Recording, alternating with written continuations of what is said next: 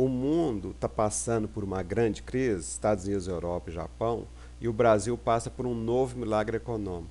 E o fator que explica isso da melhor maneira possível é o consumo de energia, a produção de energia. Então, a energia é o principal produto do mundo e é a ele que a gente se deve ater para tentar entender o que está acontecendo no mundo. Então, eu vou fazer um vídeo mais detalhado, com mais calma, para explicar direitinho para vocês por que o Brasil está vivendo um novo milagre econômico.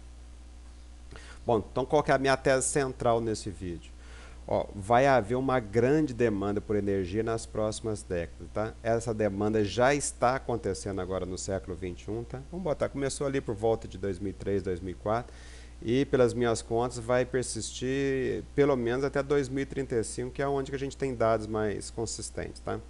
E, ao contrário de que muita gente pensa, o Brasil é um grande produtor e exportador de energia. Por que o Brasil é um exportador de energia? Porque todos os produtos que o Brasil vende têm energia embutida. Então, minério de ferro, a soja, tudo isso tem energia. Tá? Tudo isso gasta energia para você fazer. Então, tem o terceiro superciclo. O que é isso? Aquela tese daquele Banco Santander, que eu fiz um vídeo para vocês, tá tendo um terceiro superciclo de crescimento mundial. E com isso, a China que está puxando esse crescimento, né, dos emergentes.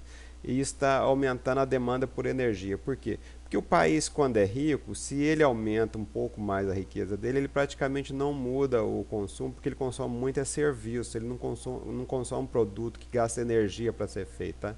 E o crescimento da China e demais emergentes, esse crescimento provoca muita demanda por energia. É esse que é o segredo para entender o que está acontecendo. Então, no momento atual, está havendo um super ciclo de demanda de energia. Então, o super ciclo de crescimento econômico terceiro está aqui, ó, do Banco Santander. Cadê esse aqui do Banco Santander? Mas vamos lá, teve um super ciclo aqui, tá vendo? Toda vez que o mundo cresce rapidamente assim, aumenta a demanda por commodities, tá? E o preço das commodities aumenta, principalmente as commodities energéticas. Aí depois caiu aqui a demanda, né? E de 1900, vamos pegar uma coisa mais nova que a gente entende melhor. De 1946 a 73, o mundo cresceu muito rápido, principalmente Estados Unidos, Europa e Japão. Então, com isso aqui, aumentou muito a demanda por petróleo. Os árabes viram que eles tinham muito petróleo, muita energia, e viram que eles tinham uma arma poderosa na mão e cortaram a produção. Ali foi um corte da oferta, tá? Por isso que aí jogou o mundo na crise. Por isso que o crescimento de 73 a 79 foi baixo. Só que agora, mesmo a oferta de energia sendo pequena, a puxada pela demanda feita pela China é muito forte. Então o mundo está crescendo apesar de muitos países entrarem em crise. Muitos quem? Os países ricos, os países da OCDE. Então os Estados Unidos, Europa e Japão principalmente estão em grande crise. Isso aqui foi uma crise basicamente deles, tá? Esse crescimento. E outra coisa interessante para a gente notar é que antigamente o crescimento econômico oscilava muito forte, tá vendo? Hoje existe oscilação, mas uma oscilação mais branda, e acredito eu que essa oscilação também vai diminuir um pouco mais no futuro, tá? Porque os bancos centrais estão sabendo diminuir as crises, tá? Diminuir a euforia e diminuir a depressão. Então, com isso, a volatilidade do crescimento mundial cai, tá? Mas então prestar atenção, ó, que mesmo com essa crise atual, o crescimento de 2000 a 2030 vai ser maior do que depois das duas grandes crises do petróleo.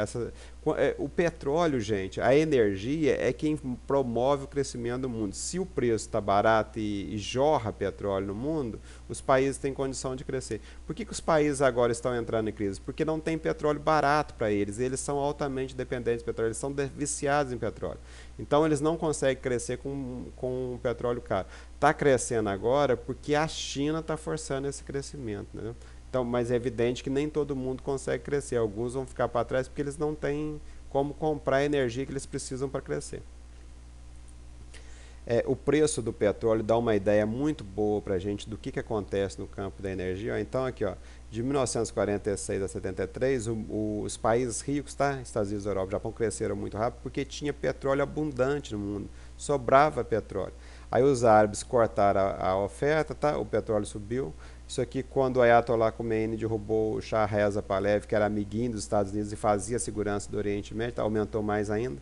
Só que com o aumento do preço do petróleo, os países não aguentam pagar um preço alto. Os países entraram em crise, diminuiu a demanda, tá? E acabou que o preço do petróleo caiu. Só que dessa vez o preço do petróleo está subindo, não é pelo corte da oferta, como aconteceu em 73, 79, que foi uma coisa artificial. Agora o preço está subindo por conta da demanda, não é corte na oferta, é aumento da demanda provocado pelo efeito China. Então é esse aqui que é uma coisa nova e acredito que dessa vez vai persistir muito mais tempo que dessa aqui, porque dessa vez não tem como você aumentar a oferta para derrubar o preço, como foi feito pela Arábia Saudita, tá? Em comum acordo com os Estados Unidos em 1986. Isso aqui foi o aumento de produção da Arábia Saudita. Aqui o gráfico do petróleo, tá, aqui ele está corrigido pelo Consumer Price Index, que é a inflação dos Estados Unidos. Tá? Aí eu fiz a conta aqui, já corrigido pelas exportações mundiais. Qual que é a diferença de um para o outro? Isso aqui, gente, é o preço para os americanos. Tá? Então, para os americanos até que não subiu muito, não. Mas só que se você vê o tanto de mercadoria que um país tem que vender para comprar petróleo, você vai ver que hoje o preço está muito acima do que o choque 73 e 79. Cada vez que você faz uma conta por uma maneira, gente, você obtém um viés, um olhar de um determinado fato. Então aqui está um outro olhar, tá?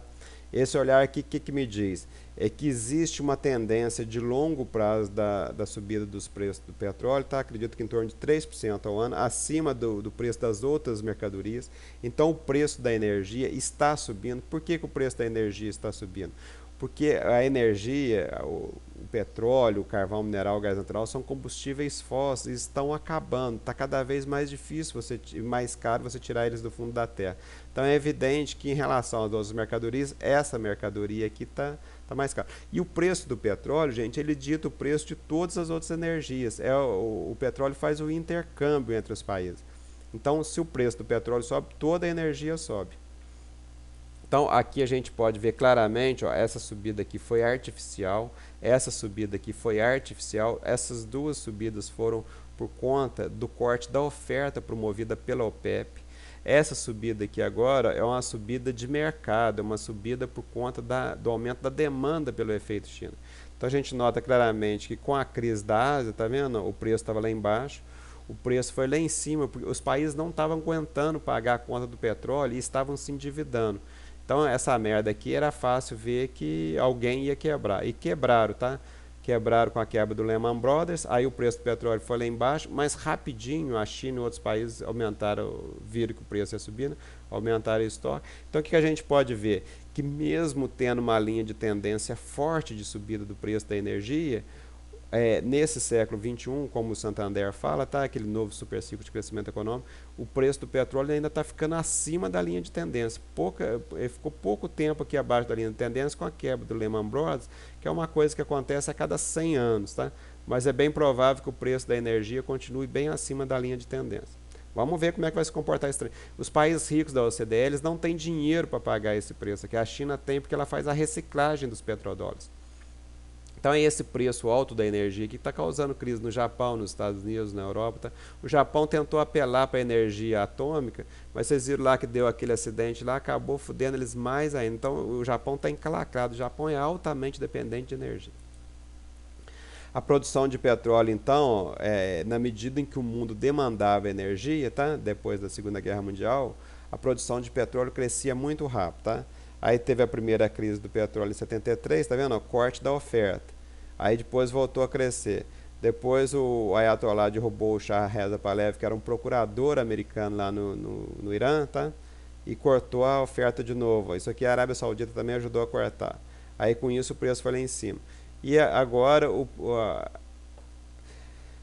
a produção veio aumentando, tá vendo? Mas aqui aumentava numa velocidade, depois aumentou numa velocidade menor, agora está aumentando numa velocidade menor, e agora já está aumentando numa outra velocidade menor ainda. Então, quanto mais passam os anos, menor a capacidade do mundo de aumentar a sua oferta de petróleo. Então, aqui está mais claramente, tá? Eu peguei aqui algumas projeções. Então, a gente vê que está aumentando em ritmo cada vez menor. É isso que está aumentando o preço da energia no mundo.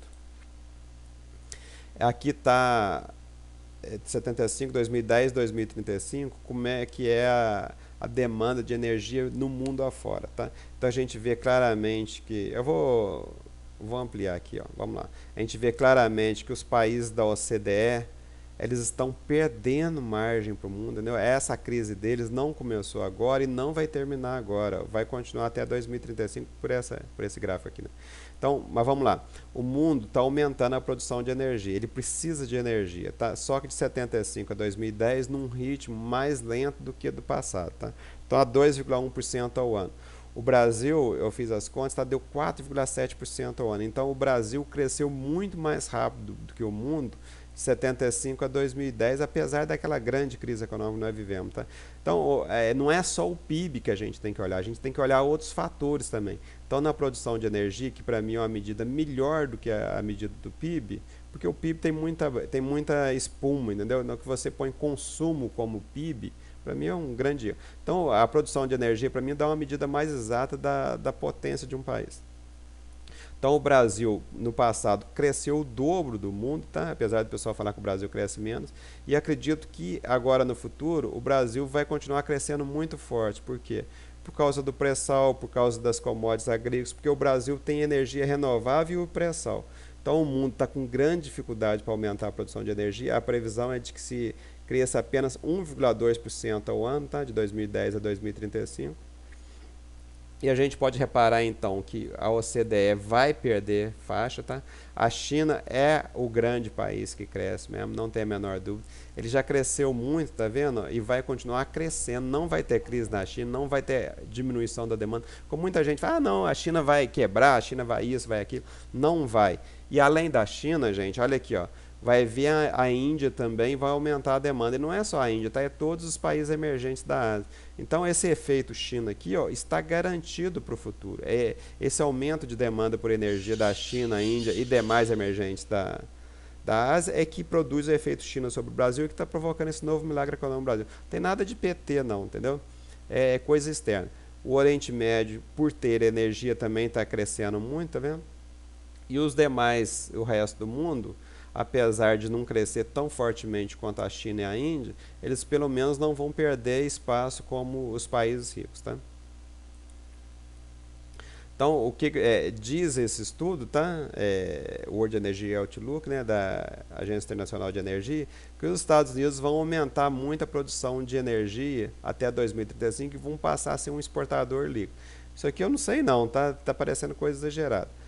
Mas eles estão falando, mas só em 2035, tá? Por enquanto, os Estados Unidos vão continuar dependentes de energia. A Rússia, então, um grande exportador de energia, até pelo tamanho da bola aqui a gente vê. Ó. A África, um grande exportador de energia, a Austrália, isso aqui nem sei quem que é, Oriente Médio, tá? E quem que é importador de energia, então? É a Europa, tá? Então, quem é importador de energia vai continuar em crise. A China, por que a China é um importador de energia e não vai ter crise? Porque ela faz a reciclagem do petrodólar. Ela compra petróleo do Oriente Médio. O Oriente Médio vende petróleo para o mundo inteiro, vamos simplificar.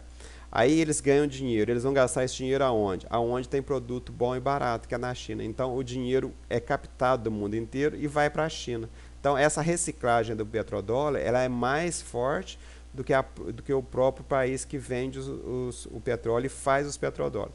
Então, o grande segredo é fazer reciclagem do petrodólar de agora em diante. Ou o país produz commodities, ou ele faz a reciclagem do dinheiro ganho com as commodities. Então, aqui está o que vai crescer tá, no mundo. Esse aqui é aquele estudo do Santander, tá vendo? Então, vai ter muita classe média na Ásia e no Pacífico. Então, eles vão ser os grandes compradores nossos. Eles vão passar a comer carne, tá? O pessoal lá só come arroz, feijão, essas coisas assim que é mais barato de produzir. Agora com dinheiro eles vão começar a comprar carne. Então o Brasil é um grande produtor de carne, grande produtor de grãos, tem potencial para produzir carne para vender para eles. É mais fácil você pegar a carne e transportar para a China do que ficar transportando o grão. Eles compram a soja nossa por uma questão de segurança alimentar, né? Eles têm medo da gente cortar o fornecimento. Mas se a gente se tornar um fornecedor bem seguro, o mundo vai acreditando na gente aos poucos e o Brasil vai se transformar o grande produtor de alimento do mundo. O Brasil é bom em minério de ferro, tem o pré-sal, mas eu gosto da capacidade do Brasil de produzir alimentos. É esse que é o nosso grande diferencial. Então, as mudanças na produção de energia elétrica, né? A China vai aumentar muito a produção de energia elétrica dela, tá? A Índia vai aumentar também, mas vocês vejam, de 2010 a 2035, a China vai aumentar muito mais, né? Então, né, sei lá, watch hora, né? Esse aqui deve ser alguns 10 na 9, mais ou menos. Então a Índia vai aumentar, os Estados Unidos vão aumentar menos, tá vendo? A União Europeia vai aumentar um pouco, cortar um pouco. O Japão, tá vendo? É praticamente estacionário. Então a China, gente, aqui está garantido o efeito China sobre o Brasil. O pessoal fala que a China vai ter crise, vai ter crise. Porra, dá uma olhadinha nos números, gente. Você pode ver que várias fontes, todas as fontes falam a mesma coisa. Os países ricos vão estar praticamente parados e a China e outros emergentes vão estar bombando. Todo mundo fala isso. Não vi uma pessoa falando diferente. Uma pessoa inteligente, né? Burro fala besteira. Então, agora, o que está acontecendo com o Brasil? O Brasil está se transformando num grande produtor e exportador de energia. Vamos ver os números. Tá? Aqui de 1940 até 2010, mais ou menos 2011, não sei. Então, é a oferta interna de energia. O que aconteceu? Tá vendo? Isso aqui é um milagre econômico. Quando os militares tomaram o poder, aqui houve um grande aumento na produção de energia. E agora continua aumentando forte, tá? A gente pode ver que os produtos de cana e outras energias renováveis estão ganhando espaço. A lenha está perdendo. Tá? A lenha é coisa primitiva, por isso perde. O petróleo aumentou, a energia hidráulica aumentou, tá vendo? Nós não somos bons em carvão mineral, tá? Se a gente tivesse carvão, a gente arrebentava. Mas tá bom, né? Então aqui um outro gráfico, tá? Pra gente ver melhor a produção de energia primária no Brasil, tá? É isso aqui para mim o que vale, porque é oferta de energia, você pode importar carvão mineral, essas coisas, tá? O importante é que você produz aqui no Brasil.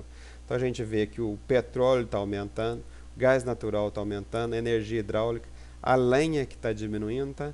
Os produtos da cana estão aumentando muito forte, tá? Então você vê que o produto de cana é um grande produtor de energia, tá? E se você pensar no açúcar que se produz, a soja e outros produtos agrícolas, é tudo energia e energia renovável. Então o Brasil está crescendo muito forte agora nesse século XXI. Teve um aumento aqui no milagre econômico, tá? Mas aqui até percentual pode ter sido maior. Mas isso aqui significa muito mais porque dá um volume muito maior. Então é esse aqui que é o novo milagre econômico do Brasil e sustentável. Porque além da gente ter o aumento da produção de petróleo agora com o pré-sal, isso aqui deve ter sido a bacia de Campos, tá? Não sei nem quanto que foi. Eu sei que o Brasil é um grande produtor de petróleo no momento. E ainda tem o pré-sal pela frente. A oferta de energia é praticamente a demanda por energia no Brasil, tá? Você vê que aumentou de uma maneira, mas não é assim tão... hora cresce, hora fica estagnado, tá? A oferta de energia, a demanda por energia já fica mais... a oferta igual a demanda, né? Igual, mais estável, tá? É porque a gente importa aqui um pouco. Então, a dependência de energia, no que a gente... Aqui está o petróleo, tá? A gente era altamente dependente de petróleo por volta do primeiro e segundo choque de petróleo. Foi isso que causou a década perdida, tá? Então essa dependência do petróleo veio diminuindo. Então nós estamos muito bem na área do petróleo. Isso aqui é eletricidade, nós importamos um pouco lá do... Eletricidade é essa aqui, né? Eletricidade em azul, nós importamos um pouco do Paraguai, tá? De Itaipu, por isso talvez aqui, né? O carvão mineral, a gente realmente é altamente dependente, nós não somos bons, tá?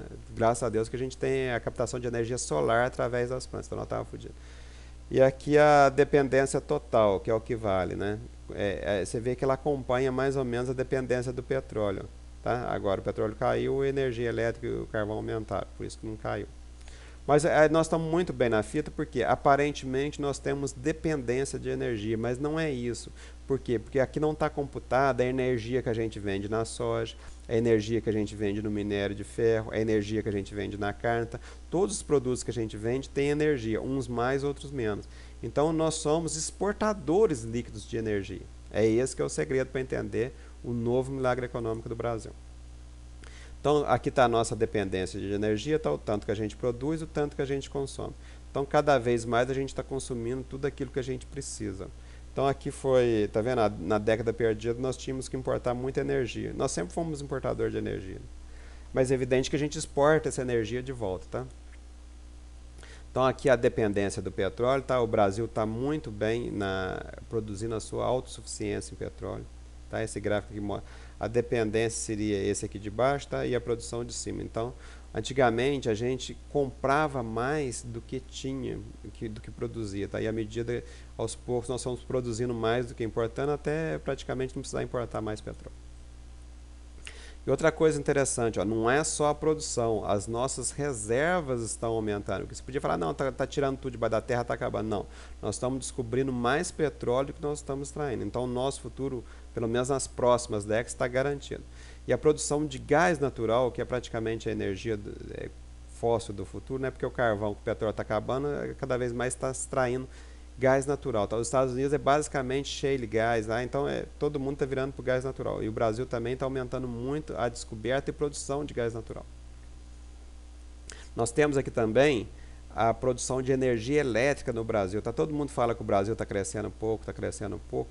Porra, dá uma olhadinha na produção de energia elétrica, gente. Olha como é que a energia elétrica aumentou bem mais que o PIB. O que significa isso para mim? Significa que o PIB foi medido de maneira errada. Quase todos os países do mundo, o PIB aumenta mais que a produção de energia. O que significa? O PIB lá também está sendo medido errado para mais, tá? Eles têm uma espuma no PIB. Eles computam consumo como PIB, serviço como PIB, e na hora da crise esses números simplesmente desaparecem. E no Brasil não, é um crescimento real, é um crescimento baseado em coisas sólidas. Então, mesmo durante a grande crise, tá, as décadas perdidas, o nosso consumo e produção de energia continuou aumentando forte. Então, o Brasil está muito bem, ao contrário do que o pessoal que tem síndrome de vira-lata e os pessimistas falam. E para o futuro? Olha só, o mundo deve aumentar a produção de petróleo e gás, pelo que eu vi, tá? De 2011 a 2020, em 9 anos, 13%.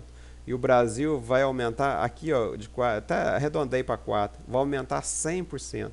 Então a produção de energia no Brasil dos combustíveis fósseis, e o Brasil ainda tem muita energia renovável, vai aumentar muito mais do que o mundo. Então nos próximos anos, gente, o Brasil não tem a menor chance de ter uma crise econômica.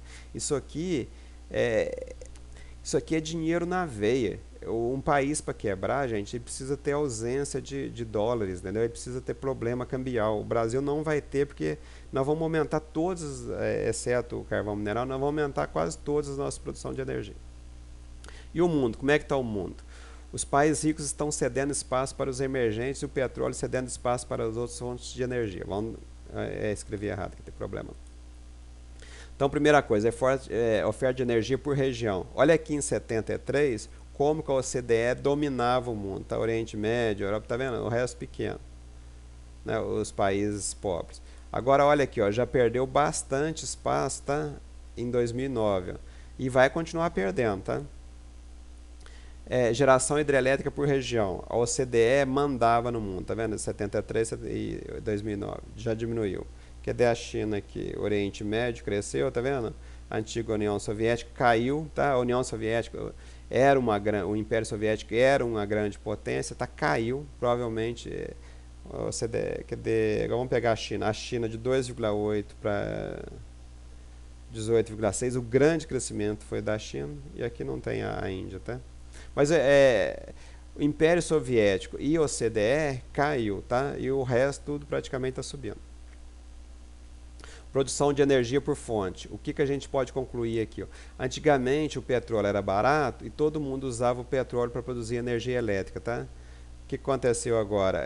Todo mundo está evitando usar petróleo, está usando outras coisas. O que? Principalmente o carvão mineral, tá vendo? Ele era 38, subiu, né? Mas vamos ver os outros aqui. Ó. O gás também aumentou. A energia nuclear aumentou muito, tá? Mas não deve aumentar agora no futuro por conta dos desastres nucleares, que as pessoas não imaginavam que ia ter tanto desastre nuclear como está tendo. Teve muito mais que esperado, acho que umas 10 vezes mais que esperado. Então os países estão abandonando a energia nuclear. A hidráulica, tá vendo? Não tem espaço para aumentar, só o Brasil que aumentou praticamente. E o grande segredo são as energias renováveis, mas mesmo eles aumentando muito, aumentou 5 vezes, né? 5 ou 6 vezes. 5 vezes e meia, mas mesmo aumentando muito, ainda é uma parcela muito pequena do mundo. Então, os combustíveis fósseis, apesar de estar acabando, tá vendo? Petróleo, gás natural e carvão, ainda é quem produz a maior parcela de eletricidade do mundo e é o que manda no mundo, né? Então, oferta mundial de energia. O petróleo em 73 era o grande produto, era quem mandava no mundo naquela época, gás natural pequeno, energia nuclear quase que nada, fontes renováveis, carvão, tá vendo? Você pegar gás natural, petróleo e carvão, tá vendo? Esses combustíveis fortes é que mandam no mundo. E continuam mandando, ó, gás natural, petróleo e carvão. Só que o petróleo você deu espaço para o gás natural e para o carvão. As outras energias têm dificuldade de aumentar, tá? Mesmo sendo renovável, tá vendo? Ainda é pequena. A energia nuclear, então, tem dificuldade. Agora vamos ver as consequências desse quadro para o Brasil. O Brasil exporta energia no minério de ferro, na soja, na carne, no negócio, quase todas as nossas exportações. É por isso que o preço das nossas exportações está aumentando. Por quê? Porque tem energia embutida nesse preço. O alumínio, gente, é evidente que deve ter outros produtos que gastam muito energia para serem produzidos. Eu não fiz pesquisa não, eu só sei o alumínio porque o alumínio se fala muito. Inclusive que lá na Islândia tem fábrica de alumínio porque lá tem energia térmica, naqueles vulcões lá.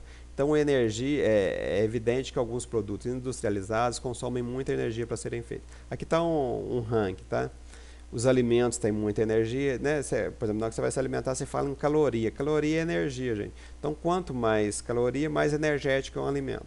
Todas as commodities, de uma maneira geral, elas são ricas em energia. Por quê? Porque elas são pesadas, elas gastam máquinas para serem extraídas, para serem produzidas, tá? Então, na commodity tem muita energia. E no que tem pouca energia?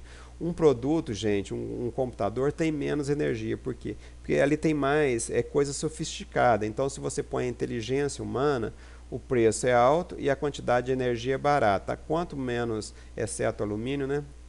Quanto menos sofisticado for um produto, mais energia vai ter nele. E os serviços, por exemplo, um médico, um dentista, um aconselhamento psiquiátrico, essas coisas, os serviços geralmente eles são caros e com pouca energia. E o Brasil exporta basicamente produto rico em energia. Então os países que compram produtos ricos em energia e compram até a própria energia que estão em dificuldade. O Brasil está muito bem por conta disso aqui. Tanto isso é verdade que a produção de grãos no Brasil era de 40 milhões de toneladas, tá? E agora, já para 2013, está previsto quase 190 milhões de toneladas.